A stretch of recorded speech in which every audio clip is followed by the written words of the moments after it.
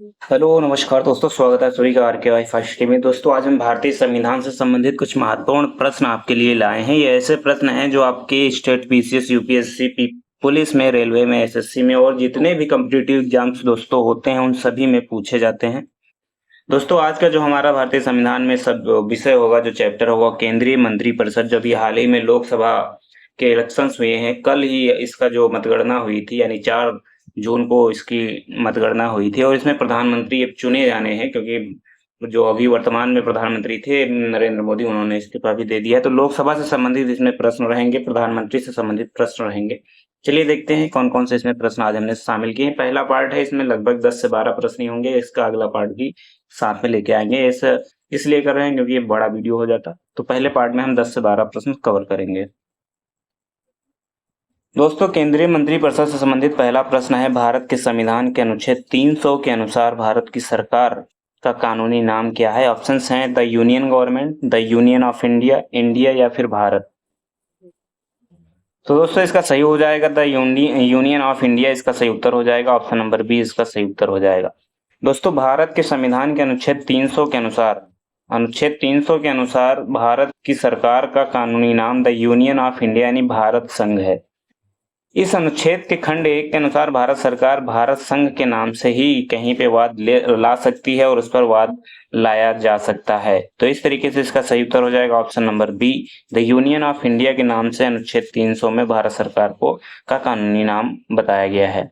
अगला प्रश्न क्या है दोस्तों? प्रश्न नंबर 2 है, भारत के प्रधानमंत्री के विषय में निम्नलिखित कथनों में से कौन सा सही है? 4 ऑप्शन इसमें भी दिए गए हैं। पहला ऑप्शन है दोस्तों, पहला ऑप्शन है, प्रधानमंत्री मंत्रिपरिषद का नाम मात्र का नेता होता है, वह संसद के प्रति उत्तरदायी नहीं है, वह अपने मंत्रियों में से किसी को बर्खास्त नहीं कर सकता है, प्रधानमंत्री मंत्रिपरिषद का वास्तविक नेता है। तो इसका सही उत्तर हो जाएगा ऑप्शन नंबर डी, प्रधानमंत्री जो होता है मंत्रिपरिषद का वास्तविक नेता होता है।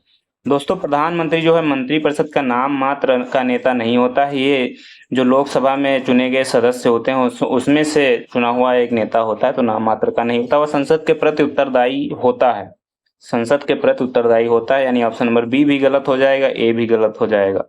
ऑप्शन नंबर सी में दिया गया, वह अपने मंत्रियों में से किसी को बर्खास्त नहीं कर सकता है। तो अगर प्रधानमंत्री चाहे तो किसी भी मंत्री को बर्खास्त कर सकता है राष्ट्रपति की सहायता से। तो इस तरीके से इसका सही उत्तर हो जाएगा ऑप्शन नंबर डी, प्रधानमंत्री मंत्रिपरिषद का वास्तविक नेता होता है।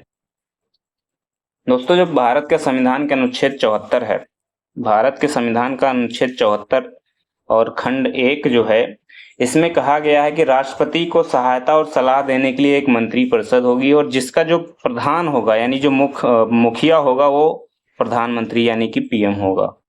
राष्ट्रपति अनिवार्य रूप से ऐसे व्यक्ति को प्रधानमंत्री नियुक्त करता है जो उस दल का नेता होता है जिसमें लोकसभा में जिसे बहुमत मिला हो। जैसे कि अभी 2024 में जो हुआ है इलेक्शन, उसमें किसी भी पार्टी को बहुमत नहीं मिला है। हालांकि बीजेपी को यानी एनडीए को 295 अभी मिल रहे हैं गठबंधन में, लेकिन वैसे तो उसे भी 242 पे ही रोक दिया गया है, यानी इसे भी बहुमत नहीं मिला है। बहुमत जो होता है वो 272 पे होता है, यानी कुल मिला के जो लोकसभा में सीटें हैं जिन पे इलेक्शन होना है वो 543 हैं। अगर किसी पार्टी को बहुमत लाना होता है तो 272 सीटें जीतनी होती हैं लोकसभा में। तो अगर किसी भी पार्टी के पास बहुमत है, उस बहुमत का जो नेता होता है वो प्रधानमंत्री कहलाता है। ठीक, प्रधानमंत्री ऐसा भी आदमी बन सकता है अगर बहुमत नहीं है तो दूसरी पार्टियों से अपना गठबंधन करके भी प्रधानमंत्री बनाया जा सकता है। अनुच्छेद 75(3) के तहत मंत्रिपरिषद प्रधानमंत्री सहित लोकसभा के प्रति जो है सामूहिक रूप से उत्तरदायी होते हैं। प्रधानमंत्री व्यवहार में, पीएम अगर चाहे तो व्यवहार में राष्ट्रपति के माध्यम से किसी भी मंत्री को बर्खास्त कर सकता है। व्यवहार में प्रधानमंत्री मंत्रिपरिषद का वास्तविक नेता भी होता है। तो इस तरीके से इसका सही उत्तर हो जाएगा ऑप्शन नंबर डी, प्रधानमंत्री मंत्रिपरिषद का वास्तविक नेता होता है। दोस्तों उम्मीद है वीडियो आपको पसंद आ रहा होगा, प्रश्न आपको समझ में आ रहे होंगे। दोस्तों जितने भी प्रश्न हैं वो किसी न किसी परीक्षा में पूछे गए होंगे। यूपी पीसीएस मेंस 2013 में पूछा गया प्रश्न बहुत ही इंपॉर्टेंट है और अभी जो आने वाले एग्जाम है उनकी परिदृश्य से बहुत ज्यादा इंपॉर्टेंट होने वाले प्रश्न हैं। तो वीडियो को अंत तक जरूर देखिएगा, लाइक करिएगा, कमेंट करिएगा और अपने दोस्तों में शेयर भी करिएगा। तीसरा प्रश्न देखते हैं दोस्तों। प्रश्न नंबर 3 है, भारत का प्रधानमंत्री होता है, भारत का प्रधानमंत्री होता है, क्या होता है? निर्वाचित होता है, चयनित होता है, मनोनीत होता है या नियुक्त होता है, इनमें से कोई नहीं। दोस्तों ये भी प्रश्न जो है छत्तीसगढ़ पीसीएस प्री 2013 में पूछा गया प्रश्न है। बताना है कि प्रधानमंत्री जो भारत का होता है वो कैसे बनता है, निर्वाचित होकर बनता है, चयनित होकर बनता है, मनोनीत होकर बनता है, नियुक्त होता है, इनमें से कोई नहीं। दोस्तों अधिकतर इसका जो उत्तर है लोग लगा देंगे निर्वाचित होता है, क्योंकि चुनाव के द्वारा ही आता है, लेकिन ये प्रश्न उत्तर जो है वो गलत हो जाएगा, निर्वाचित नहीं होता है। प्रधानमंत्री जो हो भारत का होता है वो नियुक्त होता है। कौन नियुक्त करता है? इसे राष्ट्रपति नियुक्त करते हैं। प्रधानमंत्री की नियुक्ति कौन करता है? राष्ट्रपति करते हैं, और राष्ट्रपति इसकी नियुक्ति करते हैं अनुच्छेद 74(1) में। ठीक है, 74(1) के तहत में राष्ट्रपति 74 के तहत राष्ट्रपति इसकी जो है पीएम की नियुक्ति करते हैं। तो इस तरीके से इसका सही उत्तर हो जाएगा ऑप्शन नंबर डी। भारत का जो प्रधानमंत्री होता है वो नियुक्त किया जाता है। अगला प्रश्न देखते हैं। प्रश्न नंबर अगला है, भारत का प्रधानमंत्री मुख्य है, राज्य सरकार का मुखिया है? यानी जो भारत का प्रधानमंत्री है वो मुखिया किसका है? राज्य सरकार का है, केंद्रीय सरकार का है, राज्य तथा केंद्रीय सरकार दोनों का है, ये उपयुक्त में से कोई नहीं। तो जो भारत का प्रधानमंत्री होता है वो राज्य सरकार का मुखिया नहीं होता। राज्य सरकार का मुखिया कौन होता है? सीएम। राज्य सरकार का मुखिया सीएम होते हैं, यानी कि चीफ मिनिस्टर होते हैं। राज्य और केंद्रीय सरकार दोनों का नहीं होता, उपरोक्त में से कोई नहीं। ये भी वाला गलत हो जाएगा, क्योंकि केंद्रीय सरकार का मुखिया होता है भारत का प्रधानमंत्री। ऑप्शन नंबर 20 का सही उत्तर हो जाएगा। अगला प्रश्न है, भारतीय संविधान के अनुच्छेद 78 में प्रावधान है दायित्वों का, लोकसभा अध्यक्ष के दायित्वों का, राज्यसभा के सभापति के दायित्वों का, भारत के नियंत्रक एवं महालेखा परीक्षक के दायित्वों का, या फिर प्रधानमंत्री के दायित्वों का, या किसका वर्णन किया गया, किसका प्रावधान किया गया अनुच्छेद 78 में, ये बताना है। अनुच्छेद 78 में किसके दायित्वों का प्रावधान किया गया है? ऑप्शन हैं लोकसभा अध्यक्ष, राज्यसभा के सभापति के, भारत के नियंत्रक एवं महालेखा परीक्षक के, या फिर प्रधानमंत्री के। इसका सही उत्तर हो जाएगा प्रधानमंत्री। ऑप्शन नंबर डी इसका सही उत्तर हो जाएगा। 78 में प्रधानमंत्री के दायित्वों का प्रावधान किया गया है अनुच्छेद 78 में। भारतीय संविधान के अनुच्छेद 78 में जो है लगभग कई इसमें दायित्वों का प्रावधान किया गया है, जिसमें संघ के कार्यकलाप के प्रशासन संबंधी, विधान विषयक प्रस्तावनाओं संबंधी मंत्रिपरिषद के सभी विनिश्चय राष्ट्रपति को सूचित करना, ये सारी चीजें होंगी। तो ऑप्शन इसका डी सही उत्तर हो जाएगा। अगला प्रश्न है, कैबिनेट में सम्मिलित होते हैं, कौन कौन कैबिनेट में सम्मिलित होता है ये बताना है। ऑप्शंस हैं मंत्री स्तर के सभी मंत्री, केवल कैबिनेट मंत्री और राज्य मंत्री। ऑप्शन नंबर डी में है कैबिनेट राज्य और उप मंत्री। तो इसका सही उत्तर हो जाएगा कैबिनेट में केवल कैबिनेट मंत्री होते हैं। ऑप्शन नंबर बी इसका सही उत्तर हो जाएगा। कैबिनेट में केवल कैबिनेट मंत्री होते हैं। दोस्तों जो कैबिनेट होता है इसे मंत्रिमंडल भी बोल देते हैं, कैबिनेट को मंत्रिमंडल भी बोल देते हैं। प्रधानमंत्री सहित कैबिनेट स्तर के मंत्रियों को मंत्रिपरिषद कहते हैं, जबकि मंत्रिपरिषद में प्रधानमंत्री एवं कैबिनेट स्तर के मंत्रियों सहित स्वतंत्र प्रभार के राज्य मंत्री, उप मंत्री भी शामिल होते हैं। मंत्रिमंडल का उल्लेख मात्र अनुच्छेद 352 में किया गया है, यानी मंत्रिमंडल जो शब्द है इसका उल्लेख मात्र अनुच्छेद 352 में ही किया गया है, और इसे 44वें संविधान संशोधन द्वारा ही जोड़ा गया था। 44वें संविधान संशोधन द्वारा जोड़ा गया था जब मंत्रिमंडल का उल्लेख किया गया है। अनुच्छेद 352 में मंत्रिमंडल शब्द का प्रयोग 2 बार हुआ, ये भी याद रखेंगे। अनुच्छेद 352 में मंत्रिमंडल शब्द का प्रयोग 2 बार हुआ है। अगला प्रश्न देखते हैं, इसका सही उत्तर हो जाएगा ऑप्शन नंबर बी, केवल कैबिनेट मंत्री जो होते हैं कैबिनेट में सम्मिलित होते हैं। अगला प्रश्न है, संविधान में मंत्रिमंडल शब्द का एक ही बार प्रयोग हुआ है, वह किसमें हुआ है?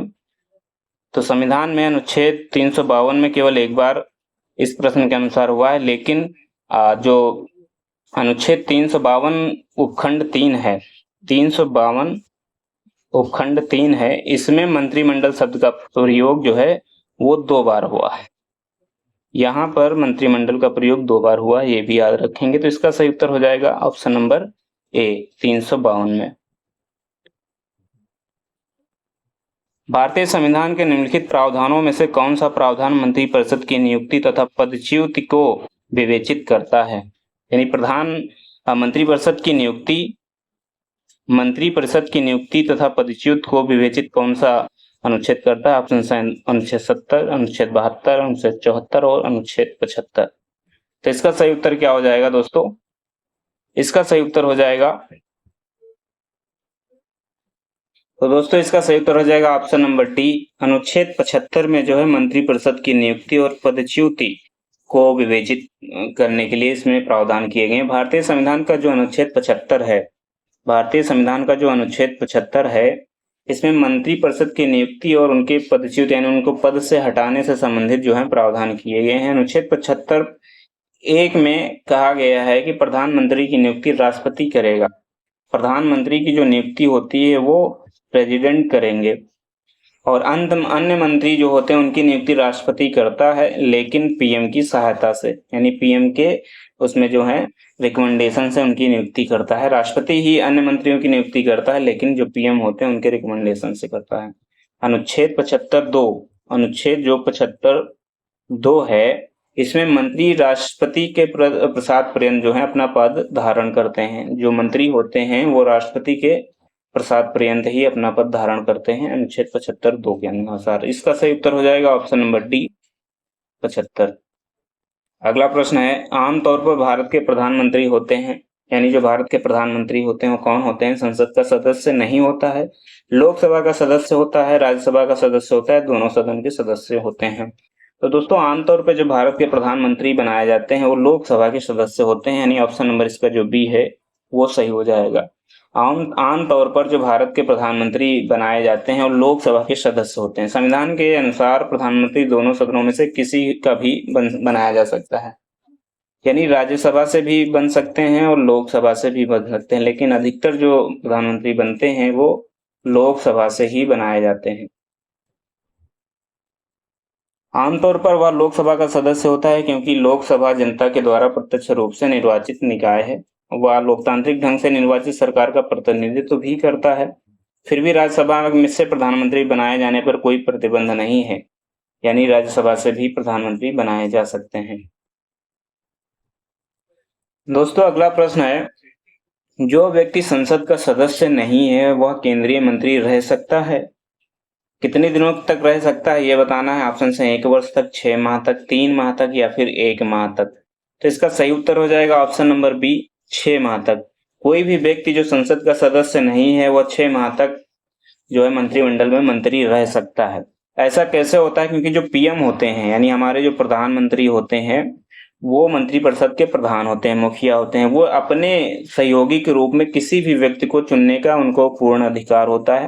वो अपने विवेक से किसी भी व्यक्ति को मंत्री का पद जो है दे सकते हैं, यानी मंत्री बना सकते हैं। तो वह संसद के बाहर के भी व्यक्ति को मंत्री बना सकते हैं, परंतु उस मंत्री को यानी जिस व्यक्ति को उन्होंने मंत्री बनाया है उस मंत्री को 6 माह के अंदर संसद सदस्यता जो है उनको लेना अनिवार्य होता है। परंतु यदि मान लीजिए 6 माह के पश्चात भी मंत्री पद से वो नहीं अपना बना पाते हैं, मंत्री पद नहीं ले पाते हैं, तो उनको मंत्री पद से हटा दिया जाएगा। ऐसा अनुच्छेद 75 खंड 5 में कहा गया है। तो इस तरीके से इसका सही उत्तर हो जाएगा ऑप्शन नंबर बी, 6 माह में। अगला प्रश्न है, भारत में वह मंत्री जो संसद के सदनों में से किसी सदन का भी सदस्य नहीं है, उसे मंत्री के पद से मुक्त हो जाना पड़ता है। कितने समय के बाद मुक्त हो जाना पड़ता है? यानी कोई ऐसा व्यक्ति है जो संसद में मंत्री है लेकिन उसके किसी भी संसद के सदस्य नहीं है, यानी ऐसा व्यक्ति जो संसद में मंत्री के पद पर है लेकिन वो किसी भी सदन, ना ही लोकसभा ना ही राज्यसभा का वो मंत्री है, सदस्य है, तो उसे उसके पद से कितने समय के बाद हटा दिया जाएगा? ऑप्शन है 6 माह के बाद, 1 वर्ष के बाद, 2 वर्ष के बाद या 3 वर्ष के बाद। तो इसका आपको उत्तर कमेंट बॉक्स में कमेंट करके बताना है, क्योंकि मैंने जो पिछले प्रश्न आपको बताए हैं उनमें इसका उत्तर बता रखा है। अगला प्रश्न है, ये इस वीडियो का लास्ट प्रश्न होगा, भारत की संसद के संबंध में निम्नलिखित में से कौन सा कथन सही नहीं है? ऑप्शंस हैं, पहला ऑप्शन दिया गया संविधान में एक संसदीय प्रणाली की सरकार का प्रावधान है। ऑप्शन बी है संसद का सर्वप्रमुख कार्य है कि मंत्रिमंडल का प्रावधान करना। मंत्रिमंडल की सदस्यता निम्न सदन तक सीमित है और मंत्रिमंडल को लोकप्रिय सदन में बहुमत का विश्वास प्राप्त रहना चाहिए। बताना यह है कि कौन सा इसमें गलत है, सही नहीं है, वो बताना है। तो ऑप्शन नंबर आपको जो सी दिख रहा होगा, मंत्रिमंडल की सदस्यता निम्न सदन तक सीमित है। निम्न सदन का अर्थ है निम्न सदन का अर्थ है लोकसभा, यानी कि मंत्रिमंडल के जो सदस्य होंगे वो सिर्फ लोकसभा से बनाए जाएंगे, ये ऑप्शन का कहना है। लेकिन ऐसा नहीं है, जो मंत्रिमंडल के सदस्य होते हैं वो लोकसभा और राज्यसभा दोनों से बन सकते हैं, यानी राज्यसभा से भी बनाए जा सकते हैं। इस तरीके से इसका ऑप्शन जो सी है वो गलत हो जाएगा। जो मंत्रिमंडल का जो सदस्य होता है वो निम्न सदन से और उच्च सदन यानी कि लोकसभा और राज्यसभा दोनों से बनाए जा सकते हैं। यहाँ तक कि संसद के दोनों सदनों को बाहर का, अगर मान लीजिए लोकसभा का और राज्यसभा का नहीं है कोई व्यक्ति, बाहर किसी के व्यक्ति को भी मंत्रिमंडल में शामिल किया जा सकता है, जो कि 6 माह के भीतर संसद के किसी भी सदन का उसे सदस्य बनना होगा। तो इस तरीके से इसका सही उत्तर हो जाएगा ऑप्शन नंबर सी। दोस्तों वीडियो कैसा लगा इसे कमेंट करके जरूर बताइएगा। अच्छा लगा हो तो लाइक करिएगा, अपने दोस्तों में शेयर करिएगा। अगर आप मेरे चैनल पर नए हैं तो सब्सक्राइब करना बिल्कुल मत भूलना, क्योंकि मेरे आने वाले जितने भी वीडियोज होंगे उनको आपको सब्सक्राइब करने के बाद ही उनका नोटिफिकेशन आपको मिलेगा। धन्यवाद दोस्तों, जय हिंद, जय भारत।